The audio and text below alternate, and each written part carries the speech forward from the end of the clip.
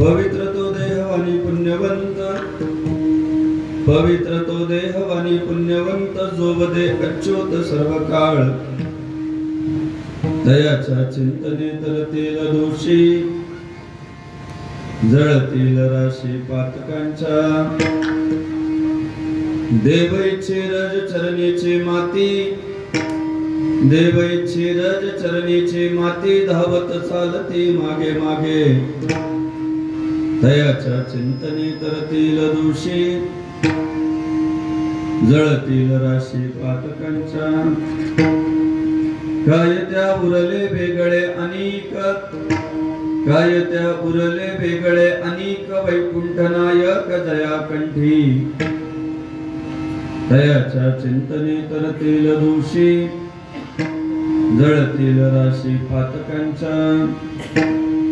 तुका म्हणे देव भक्ताचा संगम, तुका म्हणे देव भक्ताचा संगम. तेथे ओघ नाम त्रिवेणीचा,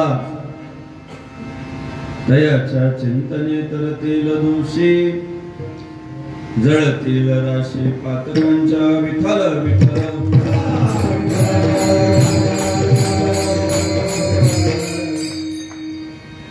महायोग पीठे तटे भीमरथ्या, वर पुंडरीकाय दातुं मुनींद्रैः.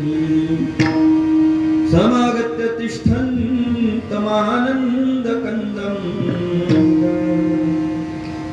परब्रह्मलिंगं भजे पांडुरंगं.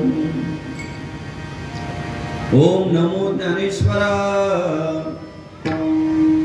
करुणा करा दयाळा. तुमचा अनुग्रह लाभलो, पावन झालो चराचरी.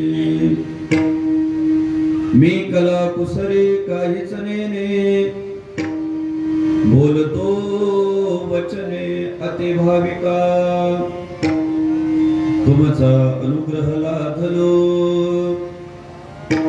पावन झालो चराचरी. एका जनार्दनी तुमचा दास,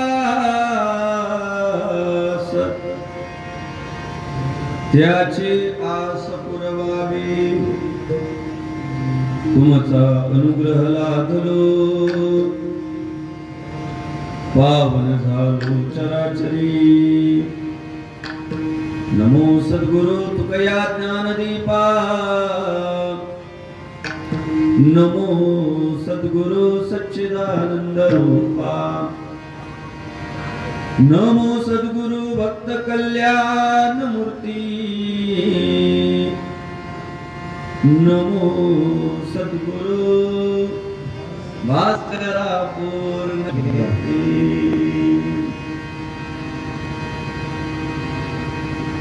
मस्तक हे पायावरी वार करे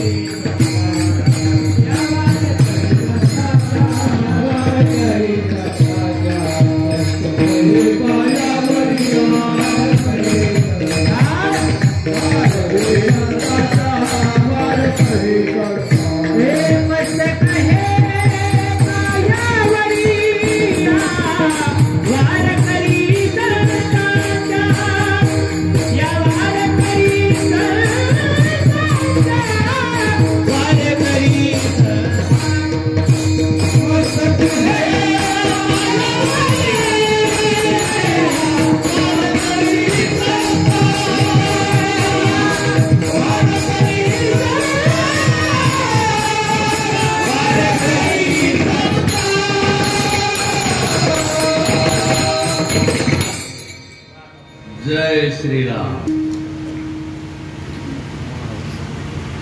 पवित्र तो देहवानी पुण्यवंत पवित्र तो देहवानी पुण्यवंत जो वदे अच्युत सर्व काळ दयाच्या चिंतने तरतील दोषी बरोबर आहे जळतील राशी पातकांच्या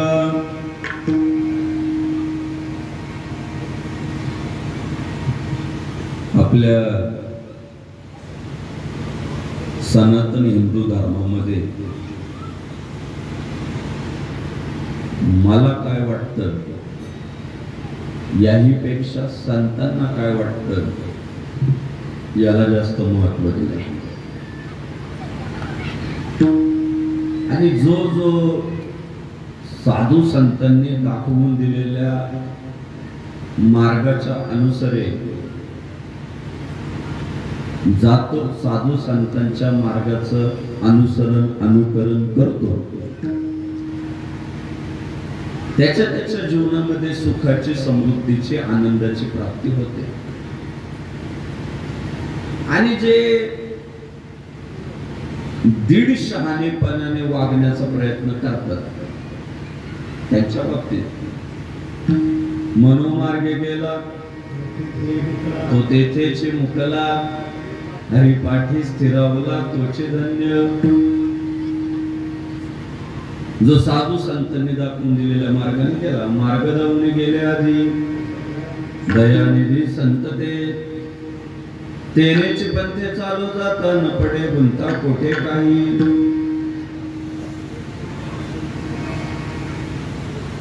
साधू संतांनी दाखवून दिलेल्या मार्गाने जर आपण गेलो तर फारशा अडचणी आयुष्यात येत नाही आल्या तरी त्या अडचणींना सामोरे जाण्याचं सामर्थ्य हे माणसाला प्राप्त होतं। मी परवा वारकरी संप्रदायातील मोठी दाटी माणसे सगळी आजूबाजूला ते चितळेची बाकरवडी घेतली होती बाकरवडी पुण्यातलं कंपनी आहे चितळे त्या खोक्यावर ते जे बॉक्स आले त्यांच्या आता चितळ्यांचे त्या बॉक्सवर त्यांनी लिहिलंय सिन्स 1950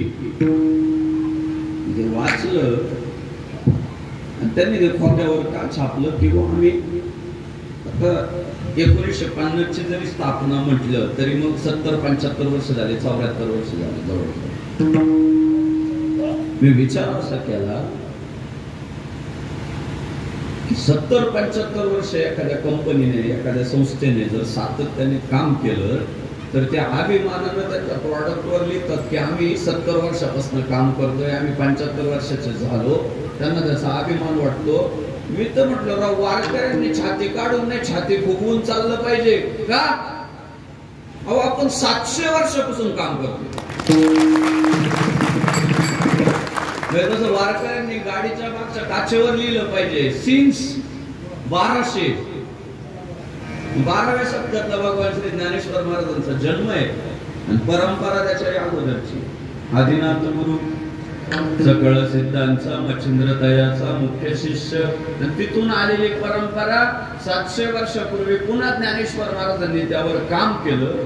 ज्ञानदेवे रचिला पाया उभारिले देवालया. किती मोठे यश आहे. आज गोडेगाव मधला सुद्धा सप्ताह 31 वर्षाचा झाला. छोटी गोष्ट आहे का? 31 वर्ष या सुद्धा उत्सवाला झाले. वातावरण इतकं वाईट आहे. किमान पक्ष प्रमुख जिवंत असेपर्यंत तर कार्यकर्त्यांनी एकत्र राहावा का नाही? जरा सांगा. किमान जिवंत आहे तोपर्यंत तर पक्ष प्रमुखाच्या डोळ्यात एकच पक्षाचे 3-13 होत आहे. पक्ष प्रमुख पाहतोय.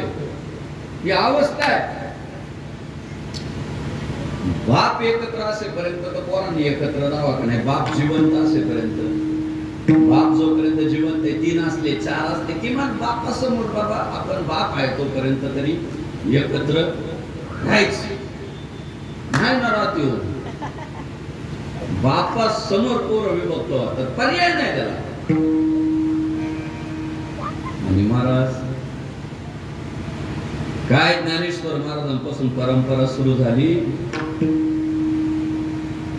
पंजाच्या गळ्यातली माळ आजाच्या गळ्यात आली, आजाच्या गळ्यातली तुळशीची माळ बापाच्या गळ्यात आली, बापाच्या गळ्यातली माळ पोरांच्या गळ्यात आली. पोरं काय म्हणतात? माझ्या वडिलांची मिराशी गा देवा तुझी चरण सेवा.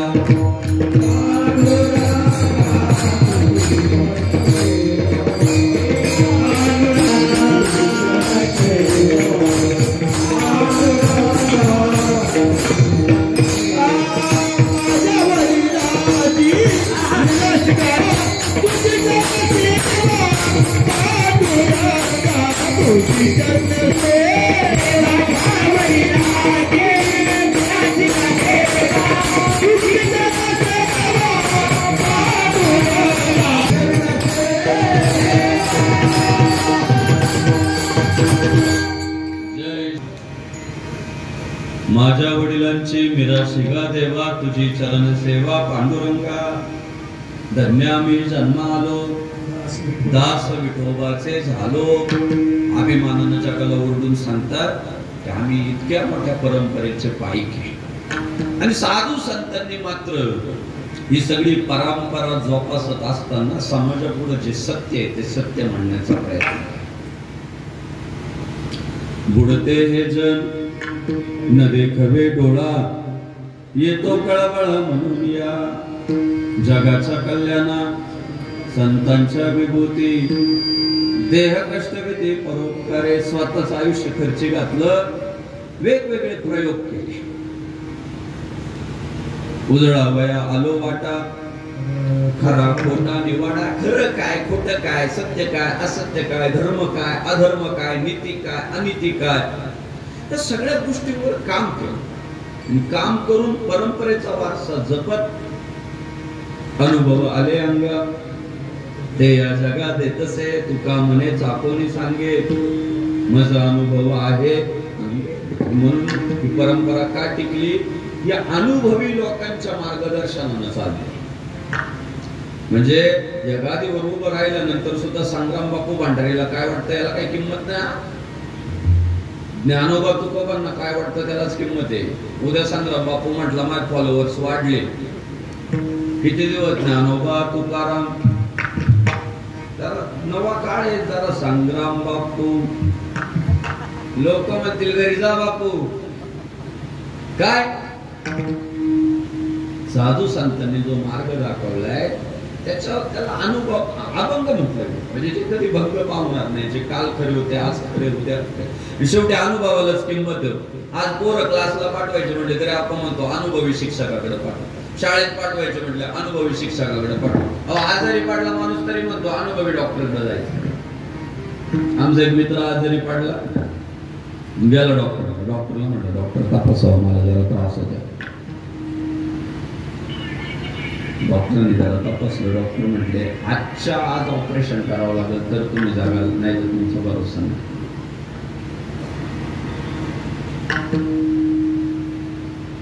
आजच करावं लागलं ऑपरेशन. त्याला ऑपरेशन थिएटरमध्ये घातलं.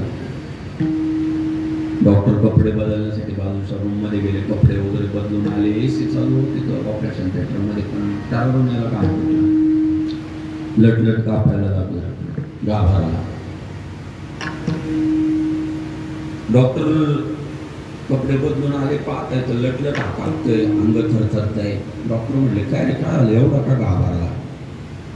थंडी वाजते का, एसी कमी करू? अहो म्हटलंय थंडी वगैरे नाही वाजत आहे, घाबरलोच. म्हटलं मी खरंच घाबरलो.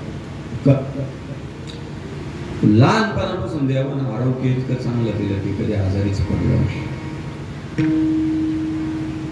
कधी गोळी माहित नाही, इंजेक्शन माहित नाही, सलाईन माहित नाही. पहिल्यांदा आजारी पडलो, तुमच्याकडे आलो, तुम्ही गोळ्या नाही, इंजेक्शन नाही, सलाईन नाही, डायरेक्ट ऑपरेशनच. खरं सांगू डॉक्टर, माझ्या आयुष्यात माझ्यावर पहिल्यांदा ऑपरेशन होते, त्यामुळे मी एवढा घाबरलो. डॉक्टर म्हटलं त्याच्यात केवढं घाबरायचं. मी पण माझ्या आयुष्यातील आज पहिल्यांदाच ऑपरेशन करणार. मी कुठं घाबरले? ते जे घाबरलेलं होतं ते 120च्या स्पीडने घरी. का? डॉक्टरला अनुभव नाहीये. विठ्ठल विठ्ठल